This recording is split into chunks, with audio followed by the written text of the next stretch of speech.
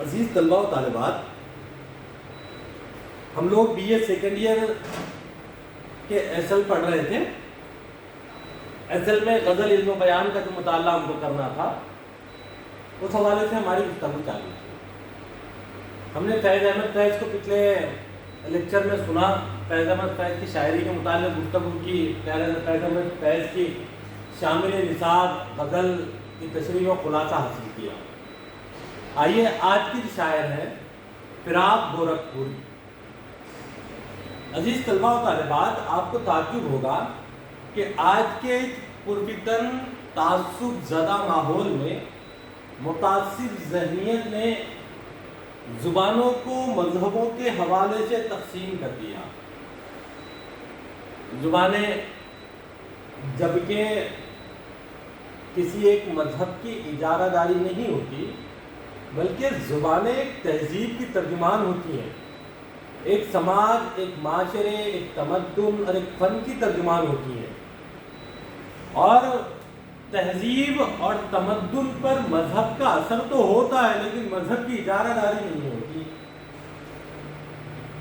اس لیے زبان پر بھی کسی ایک مذہب کی اجارہ داری ممکن نہیں ہے. اس کے باوجود متعصب ذہنوں نے زبانوں کو مذاہب میں تقسیم کیا.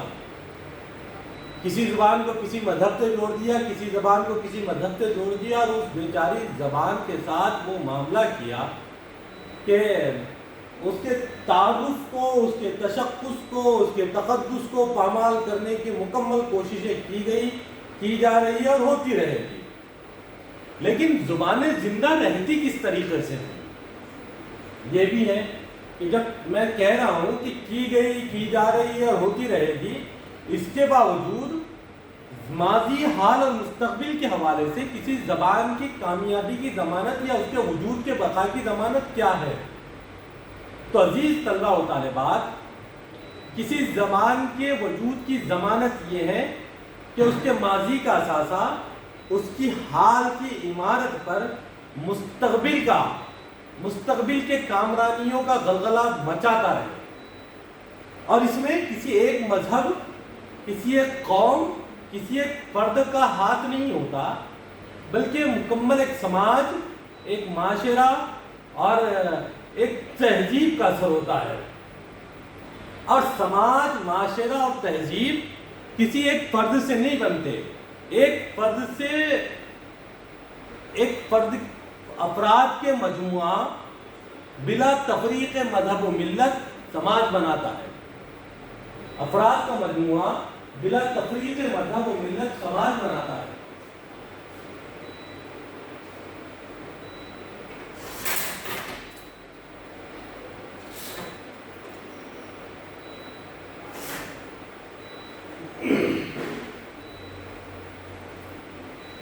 اور سماج وہی کہلاتا ہے جس کے اندر تمام تر لوگ رہتے ہو اور اپنی سماجی قدروں کی پاسداری کے ساتھ اپنی زندگی بسر کرتے ہو. اور اس سماج کی ترجمانی جو زبان کرے، وہ زبان اس سماج کی زبان ہوتی ہے، نہ کہ کسی مذہب کی.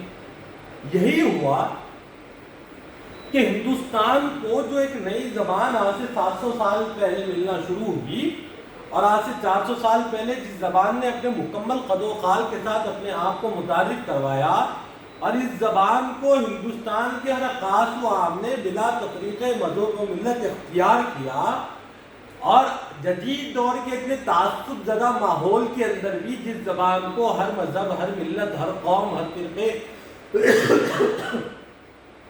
کے قدردان میسر آئے، وہ زبان اردو ہے.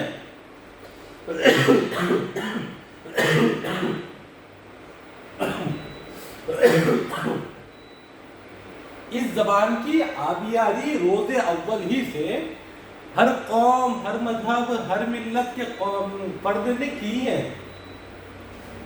اور یہ زبان ہر مذہب کی ترجمان بنی ہے، معاشرے کی ترجمان بنی ہے، تہذیبوں کی ترجمان بنی ہے، تمدن کی ترجمان بنی ہے، فنون کی ترجمان بنی ہے، ادب کی ترجمان بنی ہے، اس لیے اس زبان نے ہر کس و ناکس کے دلوں میں جگہ بنائی۔ یہی وجہ ہے کہ آج متعصبین خواہ کتنا ہی اردو زبان کو کسی ایک مذہب سے جوڑ دیں، اس کے باوجود بھی اس کے دامن میں ایسے ایسے گوہر چھپے ہیں جنہوں نے اردو کی ابتدا سے لے کر آج تک اردو کی ترقی، ترویج، تزیین اور تدوین میں اپنا اہم رول ادا کیا ہے۔ کہیں شعراء ہیں، کہیں مصنفین ہیں، کہیں ادباء ہیں، کہیں سامعین ہیں، کہیں قارئین ہیں، کہیں مقررین ہیں، کہیں خطیب ہیں، کہیں علماء ہیں، کہیں پنڈت ہیں، کہیں مکبر ہیں، کہیں مدبر ہیں۔ ایسا ایک جمع غفیر ہے معاشرے کے، سماج کے ہر گوشے کے اندر، جنہوں نے اس زبان کی آبیاری کی ہے۔ اسی میں ہمارے ایک بہت بڑے شاعر جو کہ انگریزی ادب کے پروفیسر رہے ہیں اور مذہب سے ہندو برہمن ہیں، لیکن انہوں نے اردو شاعری کے اندر جو اپنا ایک مقام بنایا، جو ایک آہنگ بنایا اور ہندوستانی معاشرے اور تہذیب کے ترجمان بنے، وہ رگھوپتی سہائے فراق گورکھپوری ہے۔ رگھوپتی سہائے فراق گورکھپوری کی شاعری صرف اردو کی شاعری نہیں، بلکہ ہندوستانی تہذیب، تمدن اور ہندوستان کی روح کی ترجمان ہے۔ فراق نے اردو شاعری کے دامن کو بہت وسعت دی۔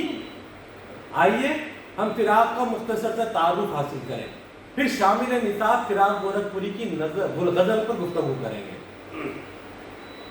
فراق گورکھپوری کی پیدائش 28 اگست 1896 کو گورکھپور میں ہوئی، وفات 3 مارچ 1982 کو نئی دہلی میں ہوئی۔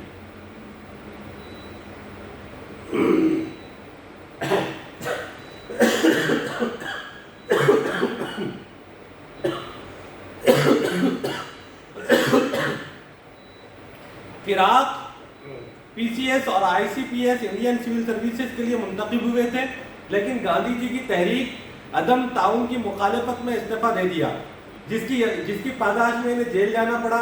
اس کے بعد وہ جامعہ الہ آباد میں انگریزی کی زبان کے پروفیسر مقرر ہوئے۔ یہیں سے وہ دنیا و شعر و ادب کے آسمان پر سورج بن کر چمکے، اور نہ چاہتے ہوئے بھی معاصرین کو ماننا پڑا کہ بلا شبہ فراق اور دیگر شعراء کی شاعری میں فرق تو ضرور ہے، ان میں ایک انفرادیت تھی جس کی وجہ سے وہ اپنے آپ کو بطور شاعر منوا پائے۔ ان کی شعر آفاق کتاب گل نغمہ بھی اسی دوران منظر عام پر آئی، جس کو ہندوستان کے اعلیٰ معیار ادب گیان پیٹھ انعام بھی ملا۔ وہ آل انڈیا ریڈیو کے پروڈیوسر بھی رہے۔ بطور ممتاز شاعر انہوں نے اردو شاعری کے اہم اصناف مثلا غزل، نظم، رباعی اور کتابیں کی، اور ایک منفرد شاعر ہیں جنہوں نے اردو نظم کے 1 درجن سے زائد اور اردو نثر کی نصف درجن سے زائد جلدیں ترتیب دی اور ہندی ادبی اصناف پر متعدد جلدیں تحریر کی۔ ساتھ ہی ساتھ انگریزی ادبی ثقافتی موضوعات پر 4 کتابیں بھی لکھی۔ فراق کا انتقال طویل علالت کے بعد 3 مارچ 1982 کو 85 سال کی عمر میں نئی دہلی میں ہوا۔ میت الہ آباد لے جائی گئی، جہاں دریائے گنگا اور دریائے جمنا کے سنگم پر نظر آتش کر دیا گیا۔ ان کی کتابوں میں ہے گل نغمہ شعری مجموعہ، گل رانا، مشل، روح کائنات، روپ، شبستان، سرغم، بزم زندگی، رنگ شاعر، ایک ترجمہ کی ہوئی کتاب 101 نظمیں رابندر ناتھ ٹیگور کی نظمیں ہیں، ترجمہ کی ہوئی ہیلمیٹ شیکسپیئر کا ڈرامہ ہے، ترجمہ گیتانجلی رابندر ناتھ ٹیگور کی شعر آفاق تصنیف گیتانجلی کا ترجمہ ہے، ترجمہ سادھو کی کٹیا ایک انگریزی ناول کا اردو روپ ساہتیہ کلا بھون سے انعام یافتہ ہے۔ اس طریقے سے فراق گورکھپوری نے اردو ادب کو شاعری اور نثر اور ترجمہ نویسی کے بیش بہا کیا کہیں گے سرمایہ دیا ہے۔ فراق ایک اچھے شاعر سے متعارف ہوئے ہیں، لیکن ساتھ ہی ساتھ فراق ایک اچھے نقاد رہے ہیں، ایک اچھے استاد رہے ہیں، فراق ایک اچھے ترجمہ نگار رہے ہیں۔ اس لیے فراق کی شاعری کا اگر مطالعہ کریں اور فراق کے ادبی کاوشوں کا اور ادبی خدمات کا جائزہ لیں تو ہم کو معلوم ہوتا ہے کہ فراق گورکھپوری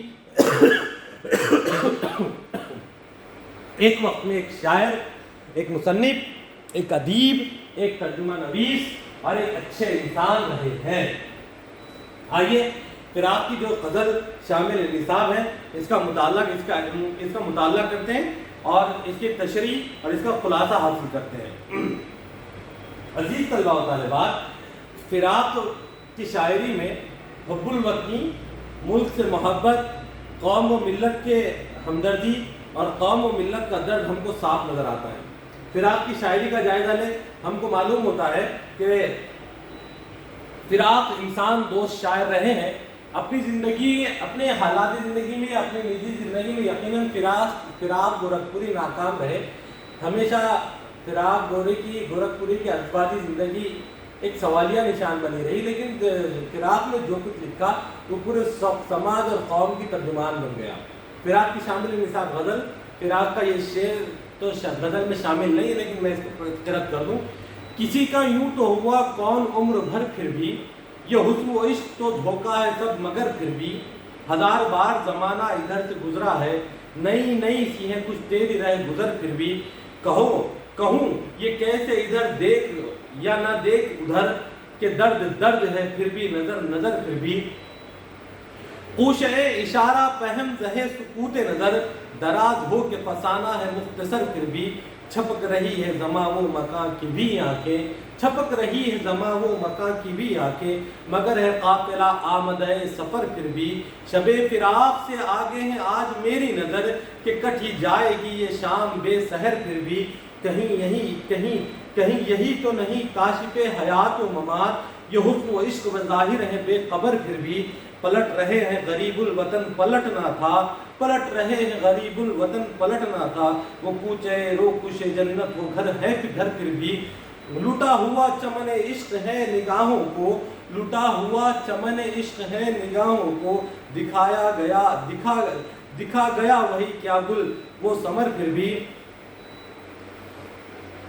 فنا بھی ہو کہ اگر باری ہے حیات نہ پوچھ، اٹھائے اٹھ نہیں سکتا یہ درد سر پھر بھی، ستم کے رنگ ہے یا التفات پنہا ہے، ستم کے رنگ ہے یا التفات پنہا ہے، ستم کے رنگ ہے یا التفات پنہا ہے، کرم نما ہے تیرے جور و سر بسر پھر بھی، خطا معاف تیرا عفو بھی ہے مثل سزا، خطا معاف تیرا عفو بھی ہے مثل سزا، تیری سزا میں ہے ایک شان در گزر پھر بھی، اگرچہ بے خودی عشق کو زمانہ ہوا، فراق کرتی رہی کام وہ نظر پھر بھی، فراق کرتی رہی کام وہ نظر پھر بھی۔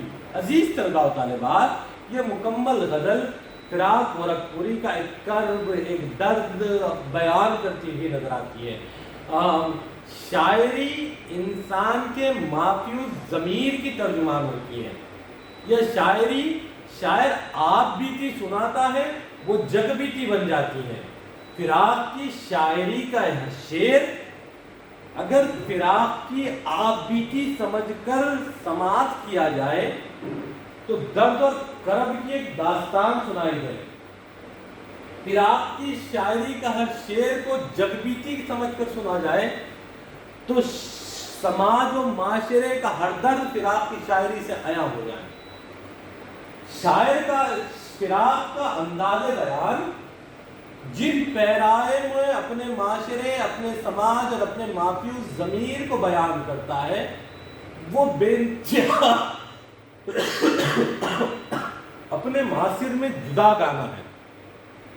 اس لیے فراق نے جب شاعری شروع کی، ترقی پسندوں کا زمانہ تھا، ایسے زمانے میں فراق کی شاعری نے جو ماحول بنایا اور اپنی انفرادیت کا سکہ جمایا، یہ یقیناً جوئے شعر لانے سے کم نہیں تھا۔ اس لیے فراق کو اردو ادب میں ایک بہت اہم اور بڑا مقام حاصل ہے۔